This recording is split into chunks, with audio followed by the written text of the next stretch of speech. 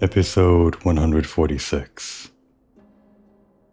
Gamoi's unrelenting, unsynced, unhinged foray into the coils of Bahamut continues now, starting with the second set that would have come out in patch 3.2, I believe.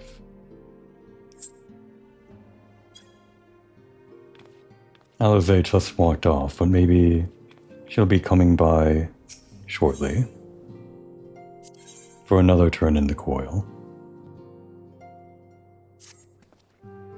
A crystal-choked compass lies beneath the Cartano Flats, the unholy cradle of an elder primal, and by thy hand were truths great and terrible wrested from those once celestial depths.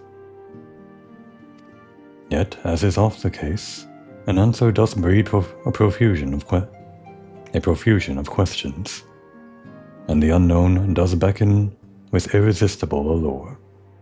Ne'er have the mysteries of the Red Moon lain so neatly within our grasp. Lady Alice has sent word of her coming. 'Tis time once more to brave the precipice and leap, unflinching, into the jagged wound that doth gape beneath the land.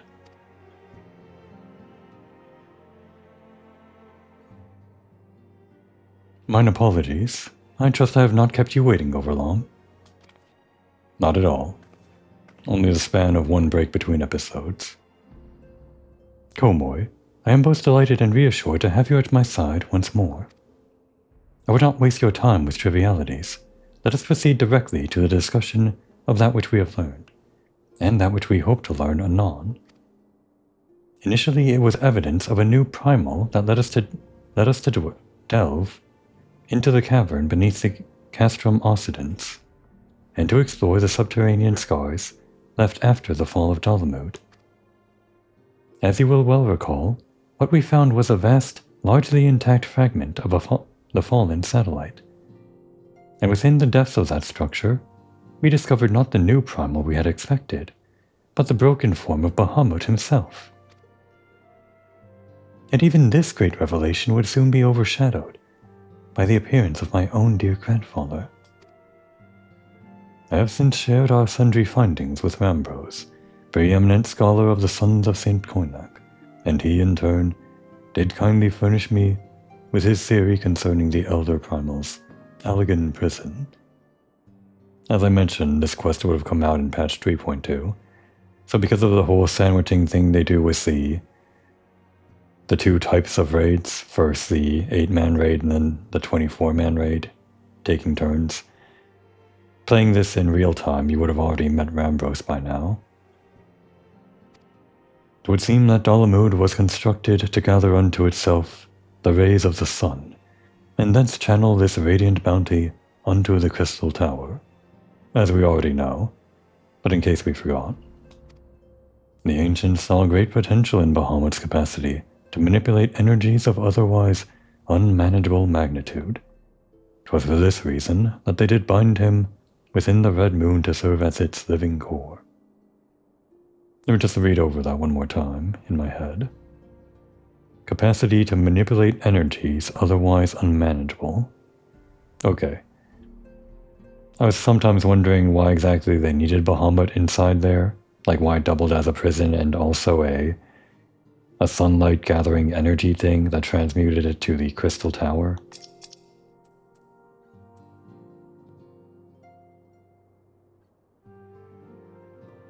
Because, like, the Crystal Tower is also a big battery, kind of, right? Except not really. The Crystal Tower it's what uses all that energy for whatever reason. And Dalamud is the thing that collects it. So it's the solar panel, and the Crystal Tower is more like the battery and the application or whatever. And for whatever reason, Bahamut is the power control in the solar panel, the thing that manages the collection of that power somehow. They need him to manage all that power somehow. I guess he's the battery. So yeah, if Dalamud is our, and again, this is just my own weird analogy here. If Dalamud is our big solar panel array, all that energy has to go somewhere, so I guess Bahamut might have been the battery, or something like that. Anyway. Do you remember the sight that greeted us at the culmination of our journey? The colossal devices that surrounded and seemed to cradle the incomplete form of the Elder Primal. From the information provided to us by the Sons of St. Koinak, we have learned that these contraptions were termed internment hulks, and that each bore the designation Ragnarok class. The purpose of these hulks is believed to be twofold. First, they are meant to act as binding coils, rendering Bahamut incapable of escape. And there's the word. To be honest, the word binding coils weren't really something that I made sense of in my mind for the longest time. Reading it here again now, yeah. And second, they are meant to feed him. Perversely, the selfsame energy which prevents him from moving also serves to sustain his corporeal manifestation. Bahamut is permitted neither to die, nor to truly live. He is merely allowed to be. For century upon century was the Elder Primal thus imprisoned, bound about in fetters so subtle in their working, yet so adamant, that though his cell be destroyed, Bahamut lieth yet at the mercy of his long-departed captors. It has long been held that the primals require the prayers of their faithful followers to exist, yet none alive worship Bahamut. Could it be, then, that the Algans found a way to simulate prayer itself? It seems the only logical explanation. I would postulate, therefore, that the regenerative mechanisms in question also supply something akin to the power of prayer. Consequently, if all the internment hulks were to be rendered inactive, Bahamut should dissolve into the Aether. Upon the evidence of thy previous foray, we determined that the Elder Primal is sustained by 3 such binding coils. Thus did we commence to scour the realm, and found in the 12's Wood an as yet unexplored fragment of the Lesser Moon, bearing the most familiar Aetheric signature. You did all of that in the span of 1 break between episodes. To be fair, I did take a break for, I guess, more than a couple of days. But it could have been like, I don't know, a few minutes, sometimes, between episodes. They work fast. And after conducting a preliminary investigation, we believe we have discovered a point which this North Shroud fragment, and the second of the internment hulks, can be entered. As Eorzea's sword in the darkness, I would have you once more lead the charge, and also be the only one in the charge, not just leading it, because we're doing this unsynced, again. I will of course be there at your side. Okay, we're not doing it completely alone. She'll be there to provide lore and other things. Very important. Once you have made your preparations, head to Fallgourd Float, and make yourself known to my assistant, Serpent Lieutenant Anael. The fallen fragment is not far from the settlement, and her position provides a convenient rendezvous point. I will break free of these Algan fetters, for they bind my grandfather as surely as they bind Bahamut. And off she goes. Oriandre, sorry. We're doing these quests one at a time. I might do these at some point. But we're gonna leave you hanging with this blue icon above your head for a while longer. Hang in there. Fallgourd Float. Actually, before we go there, after we completed the coil over here, there was that whole cutscene where we teleported out. We were going like thousands of moms underground here, right? At Castrum Occidens. Into this thing. And we somehow ended up way over here.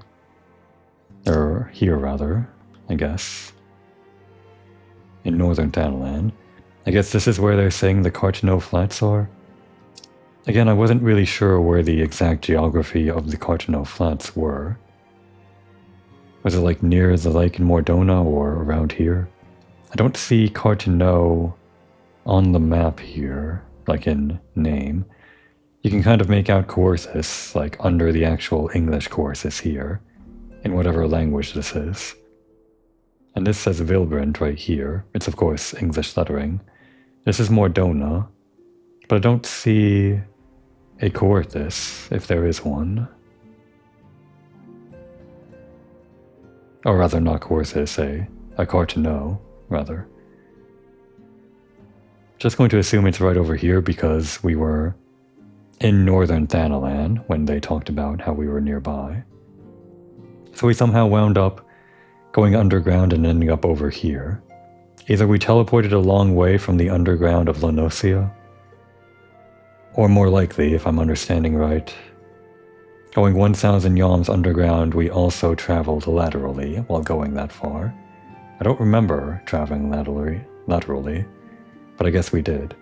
It would make more sense that way because, well, we found Bahamut's head there and he died at Cartano, right?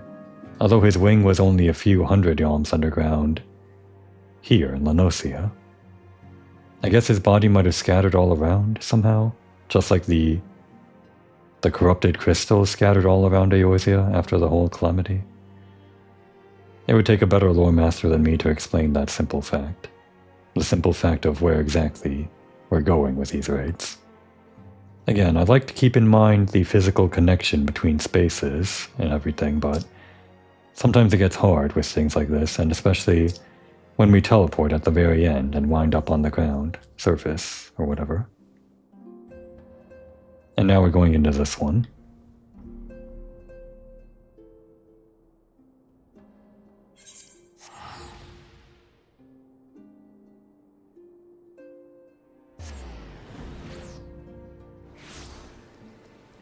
I remember some of this coil. I remember, just like last time, there are potentially brick walls here. We'll see about that. Anayo. Komoi Moriko, I have been expecting you. My name is Anayo. I have been accorded the rank of lieutenant within the Order of the Twin Adder, that I may better Lady assist Lady Alice with her endeavors here in the 12th Wood. Such authority has allowed me to act without interference from the local soldiery, and to conduct a preliminary investigation of the Alder Springs fragment. From what we have seen of the exterior, the structure shares many common features with the one you explored in Lanosia, and likely plays a host to a similar complement of guardians. But I fear words alone will do little to prepare you for what lies ahead. Pray seek out my comrade to the south and west. He is charged with observing all that occurs in the vicinity of the fragment, and will be well placed to show you the thing, if nothing less. Have a care when exploring the southern reaches of Alder Springs. Though I understand the desire to examine that massive structure up close, the surrounding area is rife with lumbering golems. We're familiar. We've been here a lot for the Ixal quests. A lot of the grindy stuff took me over here. So this is the thing, right? It's not just a set piece, we're actually going there for the raid. I mean, it's both a set piece for, like, the background and also part of the raid. There are other fragments of Dalamu that are just set pieces that you don't really go to or anything like that.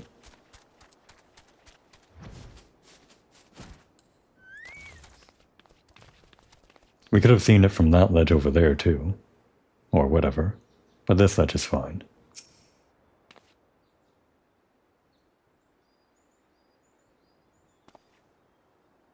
What business brings you to this broken land? Unless you fancy being ground to a bloody pulp under the granite fists of a wandering golem, I suggest you bugger up. I'm tougher than you. Oh, my apologies, madam. Lady Alice did send word for your impending arrival, but it would seem I've grown rather too accustomed to shooing away curious sellswords and reckless explorers. Behold, if you will, one of the fallen shards of the Red Moon Dolomood. Our initial survey uncovered no evidence of the Empire's presence, which, while fortunate in itself, meant that the approach of the fragment had yet to be cleared.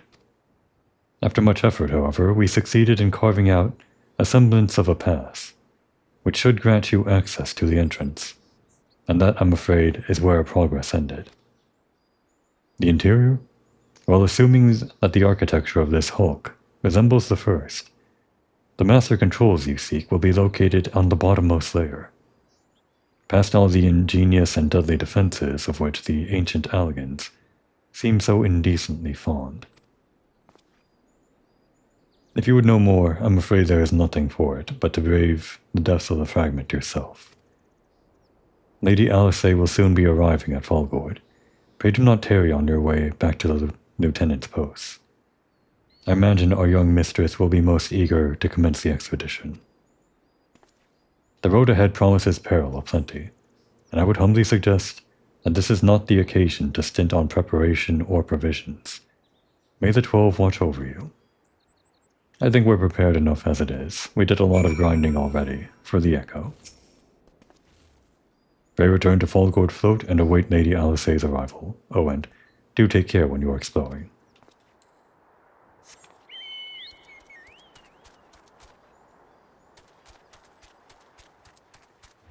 So that approach he's talking about, again, just trying to get it into my head. Considering that there's like no flying in the game, I guess the approach would have just been this, huh? Right here. Right here. Whenever you start the raid tiers or whatever, your character hops over this ledge, walks over this little pass, and then into that hole over there.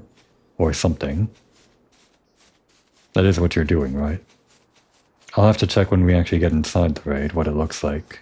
The entrance is. It's a thing. I always do this. Want to do this. Connect the dots in my head, so it's not just teleporting between spaces. There's always a place in the world where things connect, or at least there should be.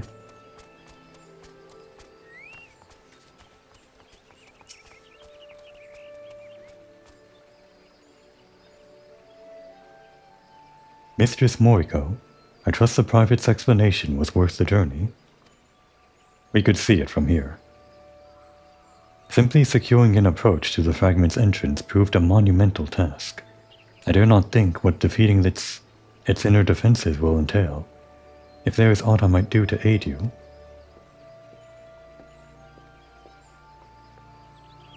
Ah, Lady Alf. Oh, my apologies. Master Alphinote. Has there been a change of plan? I'll admit, I didn't recognize the difference either.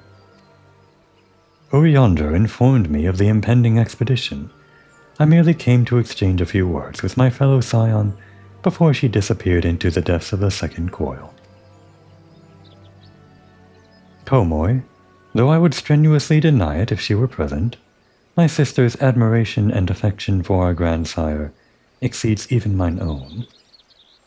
Upon the matter of his legacy, therefore, Alice is wont to go above and beyond the call of duty. In our grandfather's absence, she has made the salvation of Eorzea her personal crusade. 'Twas that which prompted her to brave the perils of the first coil. Yet the fact that she risks her life in this manner is not the greatest of my concerns. No, it is her subsequent fixation upon my grandfather's shade that worries me most. This quest to rid the world of Bahamut must not become a quest to save a man long dead. So what you're saying is, it all comes back to necromancy. All roads need to lead to necromancy. Alice was pretty adamant that, what was his name? Louis Soir was alive, but I don't know. Was there any indication that he was just a spooky ghost when we saw him? Alphinote is pretty clear here. That guy's dead. My sister must needs have a better reason to fight. A time will come when the fate of the realm rests upon our shoulders. And when it does, we must be strong in our resolve. and certain of the stakes for which we've a skull.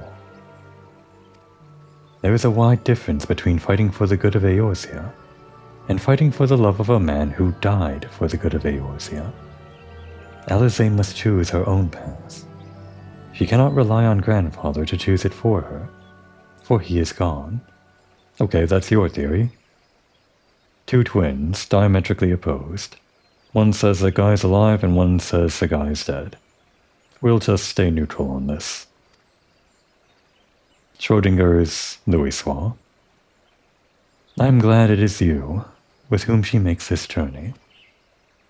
If Alisaie is to discover a deeper purpose, then where better to find one than at the side of Eorzea's greatest champion? 'Twas there that I found mine, after all. You're making me blush. But 'tis past time I was gone. Indeed, it just turned to night, apparently, if the setting sun is any indication. Fair fortune in your endeavors, Komoy. Ah, Lieutenant NIL, was it? I would appreciate you making no mention of my presence here to my sister. It's interesting to me that the time of day can change in the middle of a cutscene. It's always nice to see. Kinda fun. But annoying if I want the lighting of day and it turns to night. Anyway. Lady Alisaie is due to arrive at any moment. I shall abide in confident expectation of your triumphant return.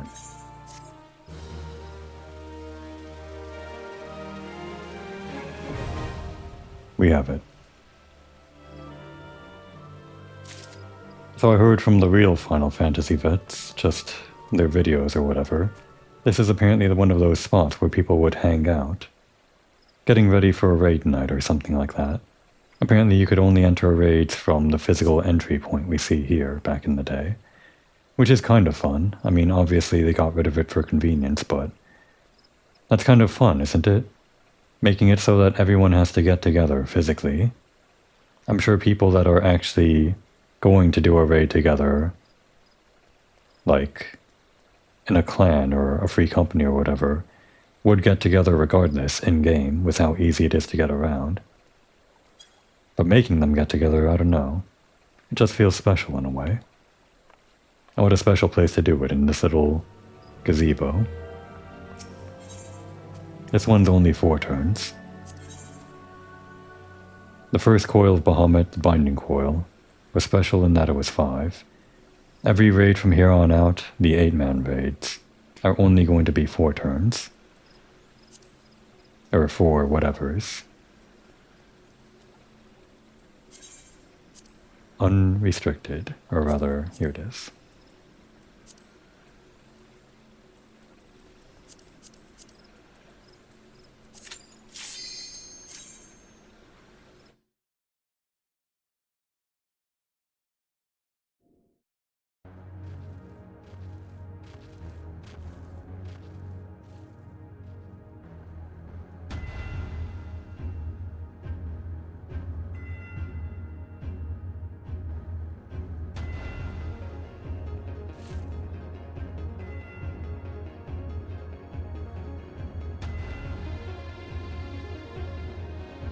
Is it always nighttime here in this raid? Because it's good timing that the sun was setting during that cutscene. And yeah, look, it's exactly there. This is exactly, you can't really see Fallgord float from here. Oh wow, just walking into this makes you leave it. You can't see Fallgord float from here, but this is that exact pass that I was calling out. I mean, not exactly, they upscaled it. Because you weren't supposed to be able to fly over and break the sense of scale, but it's cool.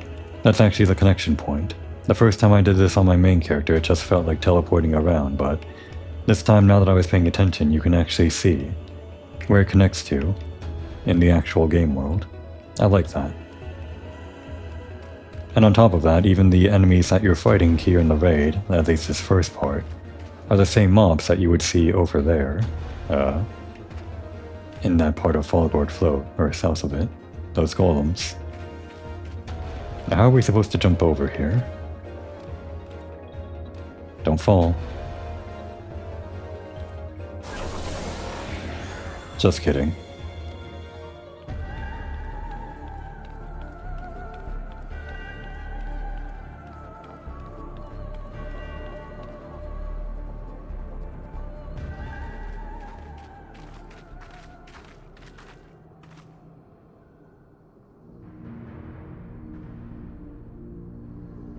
How strange. Why could we not see all this before?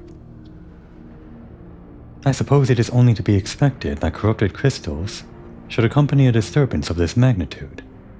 After all, the fragment likely pierced the ground to a depth of many hundreds of yalms.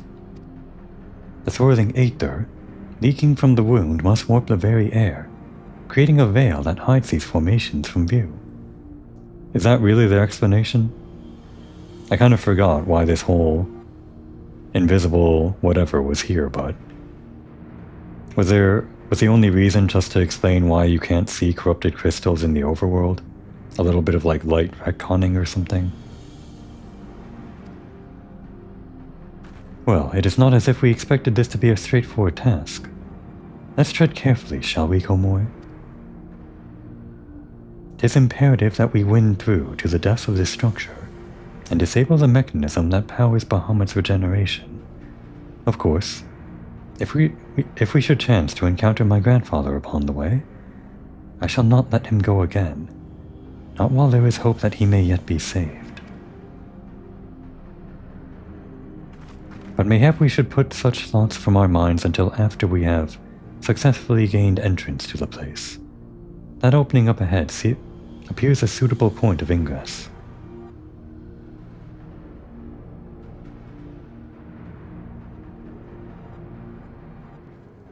Alright, come on, PP.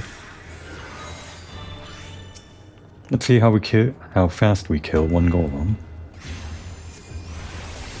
Instant. 12,000 damage with whatever attack that was. You're a killing machine, Komoi.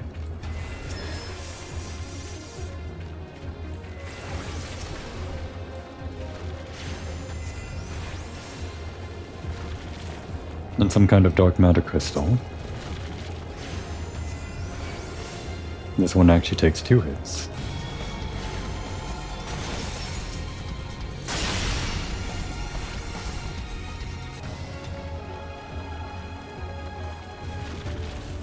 It won't be too long before trash mobs disappear from the entire face of all raids from a certain point onwards, but there'll still be a few more where we get to enjoy this.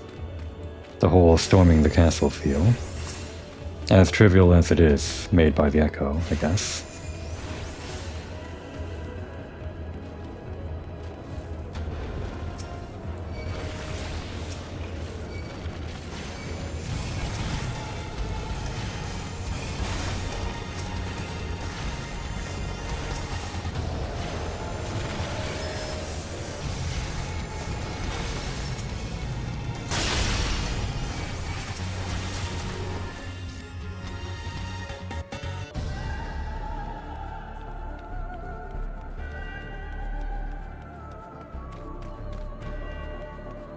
Now compared to the first turn in the first coil, not many trash mobs in this one.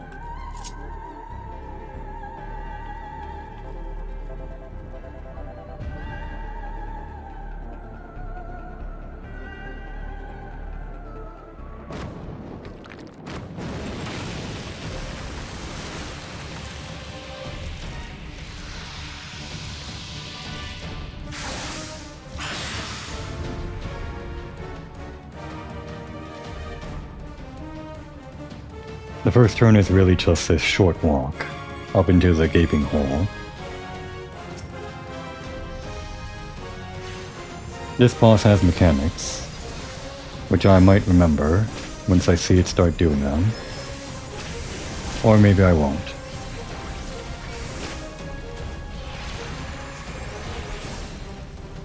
It surrounds itself in barbs and does something. Oh, we have physical vulnerability. I guess I'll put on a barrier just in case.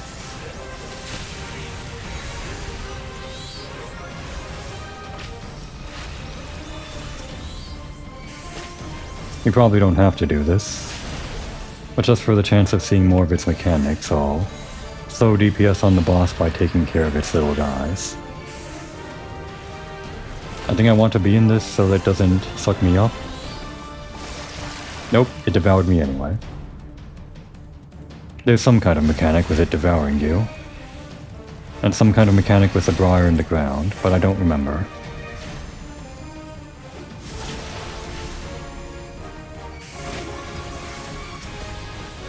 There's a bee. It's dead. It might have Final Sting, which is like pretty deadly against tanks. That might be one of those enemies that the DPS are supposed to take out before it can get to the tank.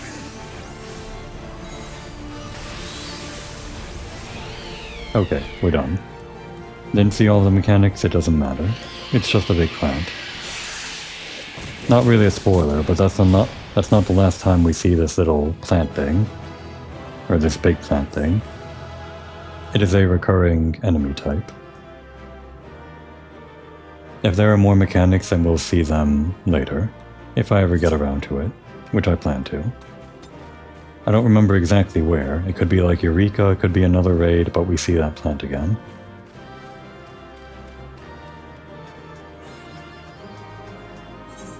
That's it. That's the whole first turn, this little bend. At least it wasn't just one boss.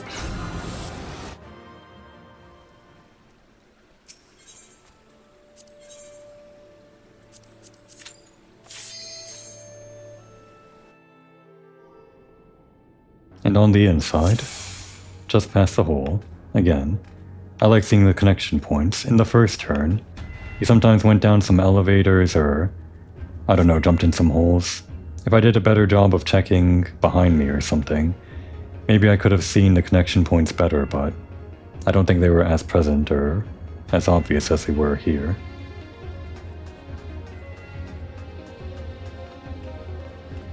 Open. Please? Huh. I don't see where we're interacting with, but I guess we're interacting with it.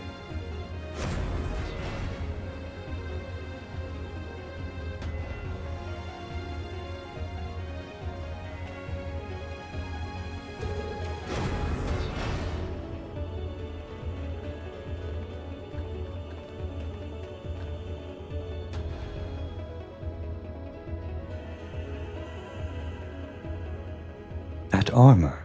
No, it couldn't be. Be on your guard, Komoi, though it defies all reason that he should live. I know of only one who wears such armor. He whom the Empire raised as high as the Black Wolf himself, the legatus of the 7th Legion. I speak of the madman who brought the Meteor Project to fruition. We face the White Raven, Nail Van Darnus, harbinger of the 7th Umbral Era. Nail Van Darnus. Ah, that was the name of the fool who perished upon the eve of the promised Age of Glory.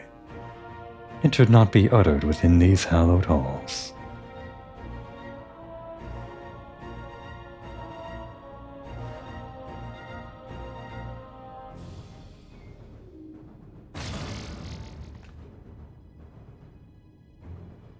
Out of love for his loyal servant, the one true deity named me Nail Deus Darnus.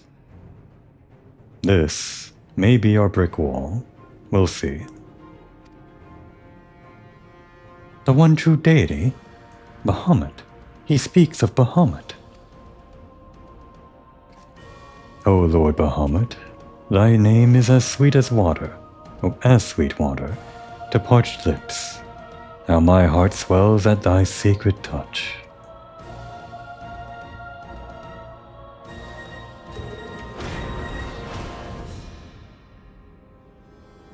This blessed sanctum is the domain of my God and his beloved children. Seek to defile its glory, and you will answer to me.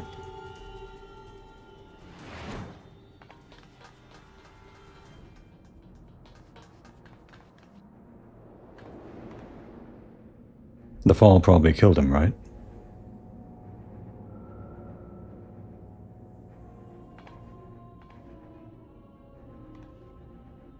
How is this possible? From what Alphinaud has told me, Nail was slain on the eve of the calamity. Whatever the truth of the matter, we must be on our guard. There can be no reasoning with the worshippers of a primal.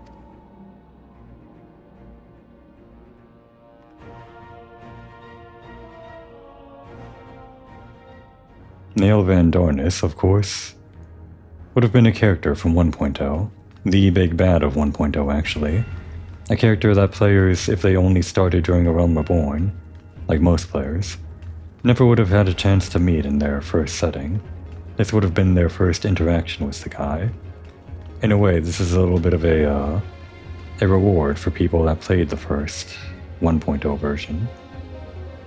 A reward in giving them a character they recognize, another chance to fight him.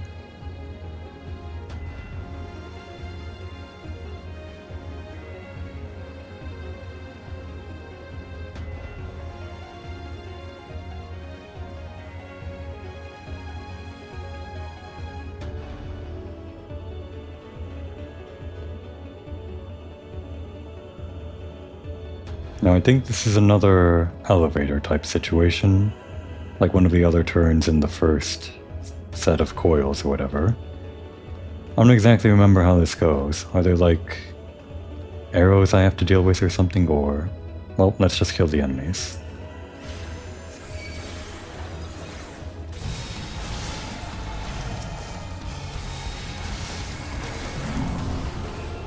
And we're moving to Sector 2.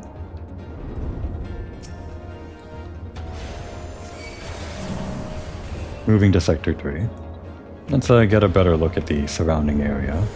It's kind of hard to see all this movement, all zoomed in.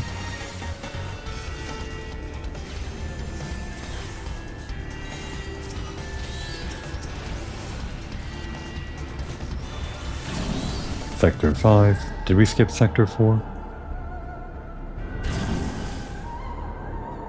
Was that Sector 4?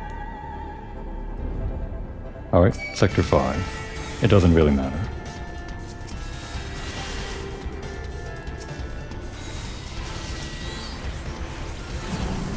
Sector 6.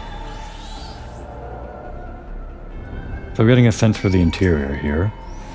This is the big arch, right? The big arch, semicircular disc or whatever, sticking out of the ground. And it seems like we're moving up that arch towards the sky. The exact opposite direction of where we want to go, which apparently is down.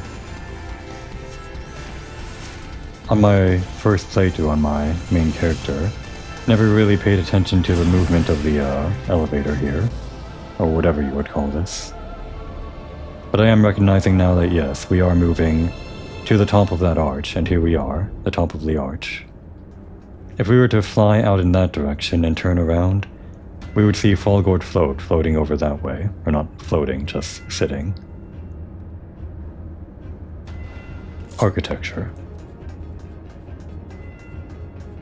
Now I said Nail Deus Darnus might be a brick wall, but this is also kind of maybe a brick wall, depending on DPS.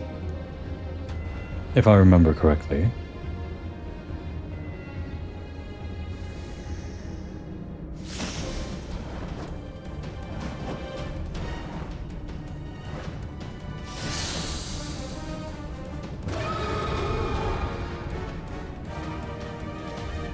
If I remember right, on my main character, when I was trying to do these raids for the first time, I was using the party finder or something to find people to go do with this synced, like level synced.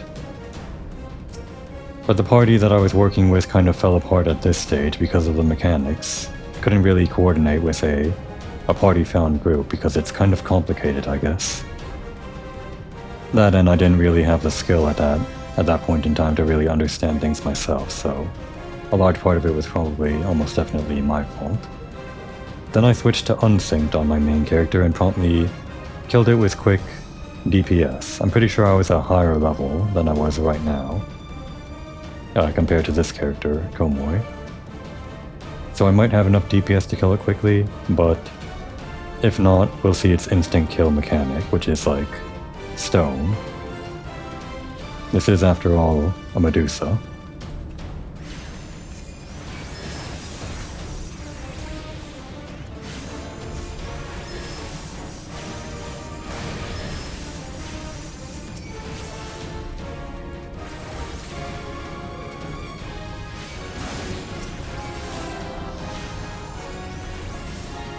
Cursed Voice. Right, we're gonna be petrified pretty soon. And this guy. If this guy walks up to you, he kills you.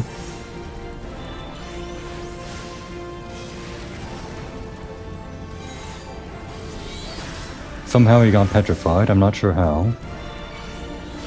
It's because we had some kind of petrifying thing on us, right?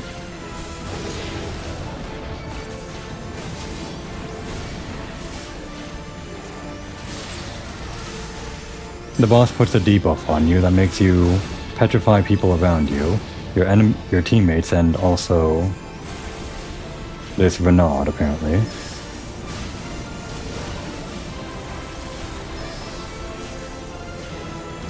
Alright, so I died.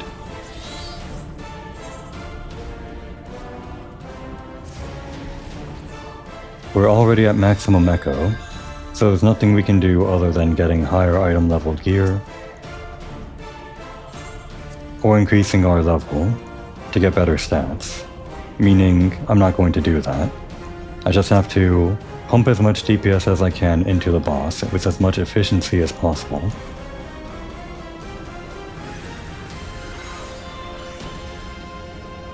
And also have some lemonade. If this doesn't work out, I may have to figure something else out, I don't know. Like I said, this could be a brick wall in itself. It makes sense, it's a Medusa. Stone walls, brick walls, whatever.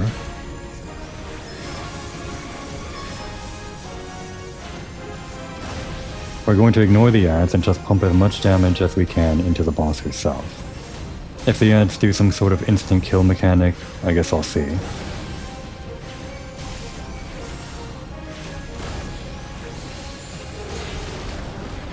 Now we have Cursed Voice. There's the guy. Right, and Cursed Voice actually shoots out in a cone around us. The thing. So we want to petrify that guy with it. But there's also a debuff that makes it come out in a cone or something. Oops.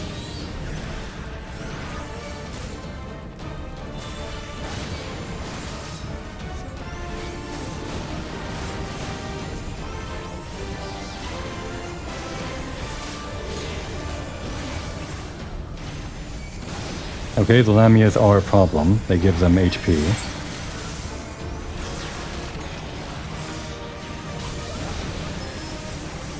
We did it. We did it without having to kill the ads. It seems like they could have acted as extra HP for the boss, but we just barely survived. I guess that lemonade was worth it.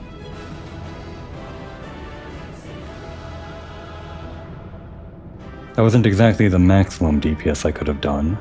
There are like minimal ways that I could have improved using my Searing Light here to deal out more damage and also weave in more attacks or whatever. But it worked out nonetheless. And I guess I could have used a potion for like one global cooldown more or something like that. But it was fine. No brick wall just yet.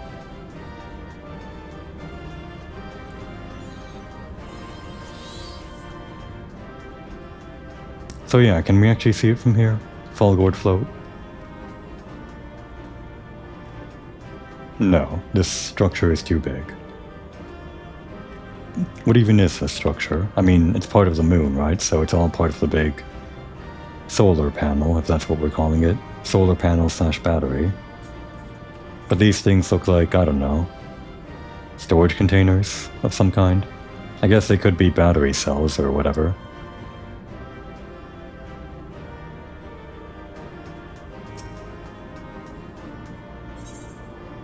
And just looking at the map... Yep, nothing to look at on the map because the elevator is in constant motion, so you can't really see anything. Or I guess the elevator only has one position on the map, even though it's always moving. Turn 3. Actually, the description's here.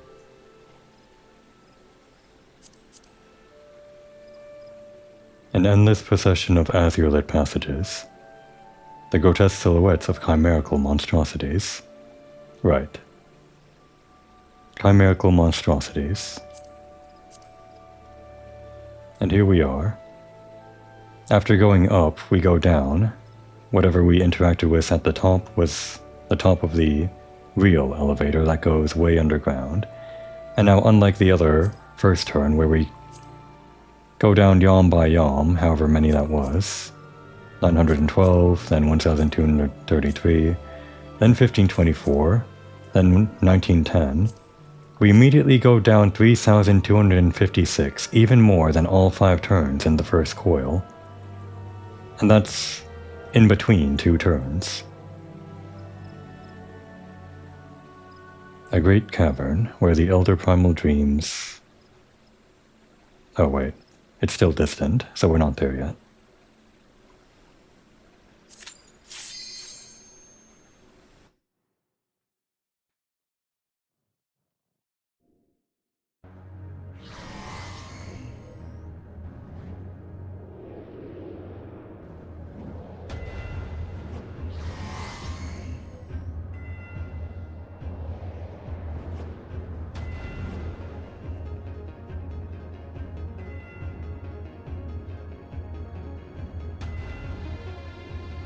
I am reminded of the passages beneath Castrum Occidens. We must have traveled quite some distance below the surface. Yeah, 3,000 yoms. More of the same tunnels. 12 be good. Surely they cannot continue all the way down from the upper floors. 'Tis difficult to see inside, but I have yet a terrible feeling those corridors house more dreadful guardians you have faced already. Or than you have already faced. Oh, more of the dreadful guardians you have already faced. It is said that the Alligans excelled in the creation of chimerical beasts, and that the Red Moon teemed with 1,000,000 fantastical monstrosities, all to prevent the enemies of the ancient empire from releasing the Elder Primal. So it's not only a big solar panel and a prison for Bahamut, it's also a big, doghouse for these chimerical monstrosities. Great. Alligans and their chimeras. And their projects in general. I wonder, the creatures that prowl these halls, could they be the beloved children of which Nail spoke?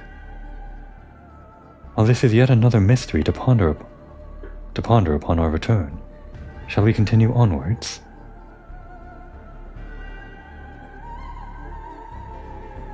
So like one or two of the other coils in the first, or one or two of the other turns in the first coil, this is one of the trash mob explore the area type situations. I don't remember if there's a boss at the end, but there was one of those in the last coil. A little maze to go through. Again, something that people doing this on a weekly basis probably don't want to do over and over again. In theory, all it might do is piss off your friends if you, like I did, end up triggering a trap that summons enemies that people have to deal with and waste their time with trash mobs. The whole only a boss for every turn system that they do later on is more efficient at preventing people from getting mad at their teammates for reasons like this. Of course, they can still get mad for reasons like dying during the boss, but that's just normal. That and less time walking around.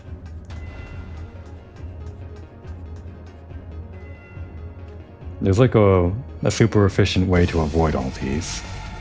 That was decided upon by people that first did this raid way back when it came out, and there are still probably people around that know how that works. I'm just going to wander around and get hit by these. It doesn't really matter.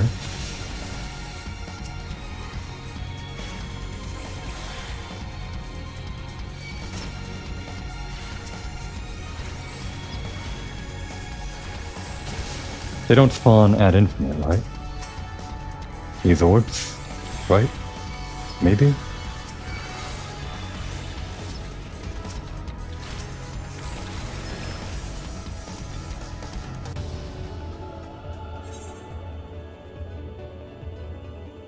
I don't actually know the way to go to avoid dead ends.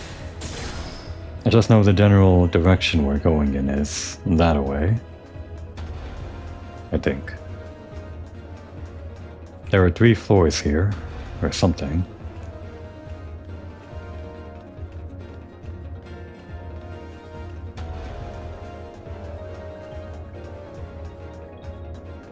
Do I want to map this entire place? Just so I get that achievement and never have to come here again? It's probably fine. I think I already have most of the map. I just need to go down to the central area. Or the boss area. What I assume is the boss area. If I just walk all the way here. Yep, dead end. So that's where we're going. I think, yeah, there was a boss, wasn't there? Something like that.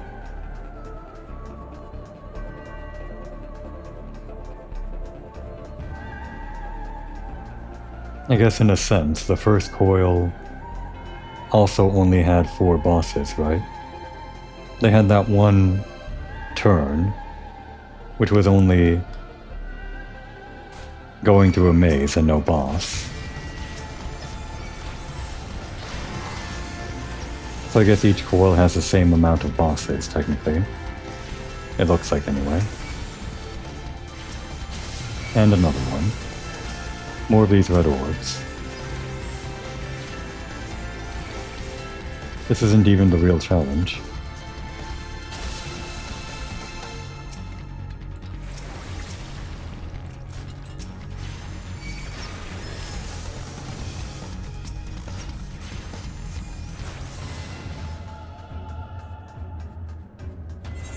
Now we're heading over here, but can I just open the door or what? Yeah, we can. I'm glad I checked. Again, not sure what we're interacting with, but we did it. There are treasure chests in there somewhere, but of course, they don't matter. Used to matter, don't matter anymore.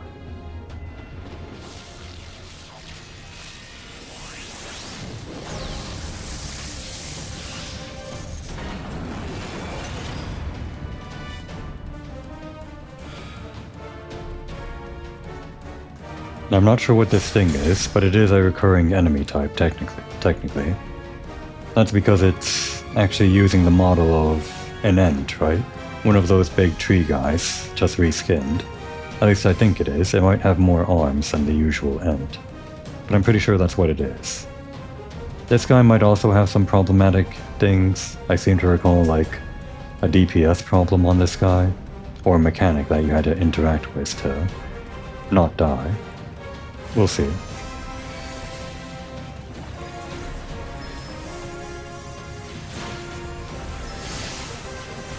We got bleeding. That's not an issue itself.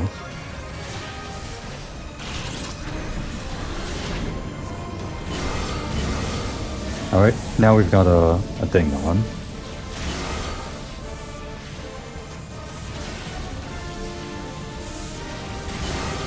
There is something about these things. Right, there we go. So you stand in those things and they give you that languishing, I think. But the thing is, you're supposed to stand in them in normal gameplay with an 8-man.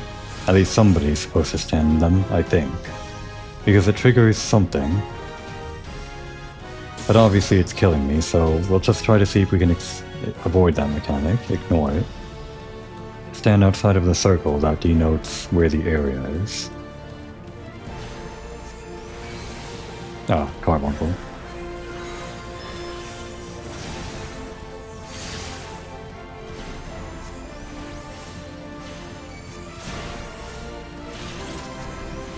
Here come the things. We're doing decent damage against the boss, so it's not like we need to do anything right now. But he is giving us a tether, so maybe we should be worried.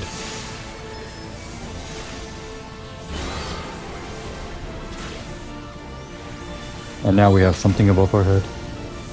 Whatever it wasn't as bad as whatever that thing was. The boss has a plus attack buff and whatever that other thing is. Is that like increased critical or something?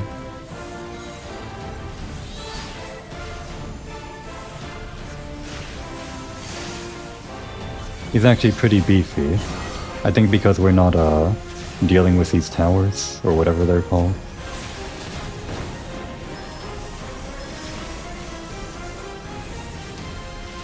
He now has +3 attack. He's getting more and more problematic, isn't he? And there's that atomic ray. Okay.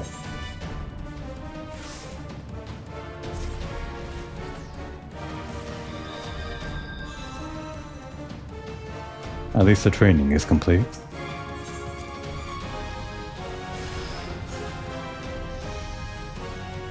I may actually have to figure out how this guy works.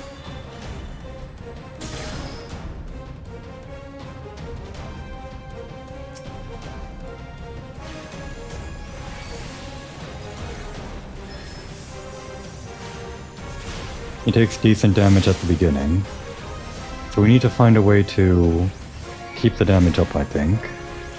At least I think he gets more defense if we ignore these things.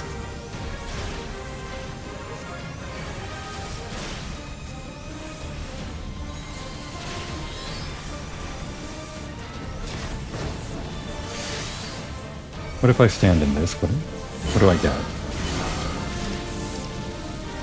1 languishing. Is that enough to keep him happy or something? What does this one do? It gives us another languishing, but it gives him like a blue tether.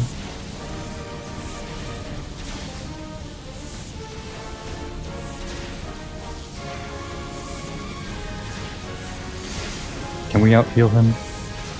Probably not, because he keeps on getting attack buffs. The towers have like some kind of charge on them, right?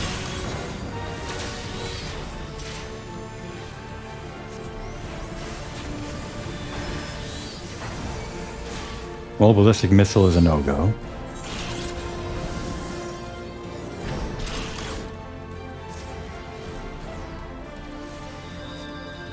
Later on in the game, every time there's like a boss mechanic, usually the tooltips in the bottom right here, if it's a buff or a debuff, will tell you how the boss mechanic works. But part of the design of this first raid that they developed, they don't really tell you these things. You're meant to figure it out with your friends or something like that. That stuff is relegated to more like Savage raid content or something, or whatever, later on. Should've. Oops.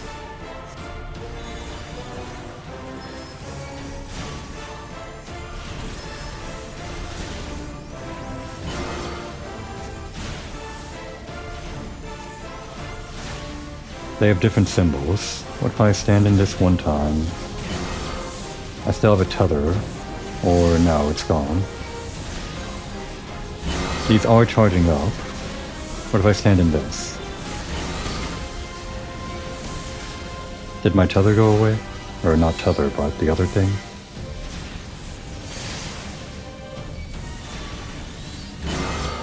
Now he's got both on. I think he's about to go crazy.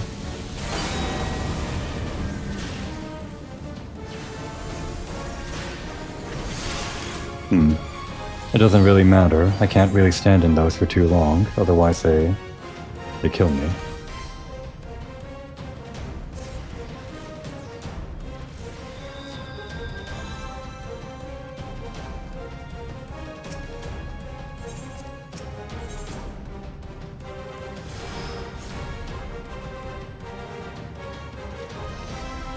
Alright, time to do another weird thing. There's an impassable gap right here, meaning the boss can't get to us. Komori is safe right here. Please cut the music. Komori is going to sit here and stare at the boss until she can figure out a way to beat it, or something. It's a little bit weird to do this in the middle of a raid, 3,000 yalms beneath the earth. Even though it's neither a good time nor place for it, we're going to take a break.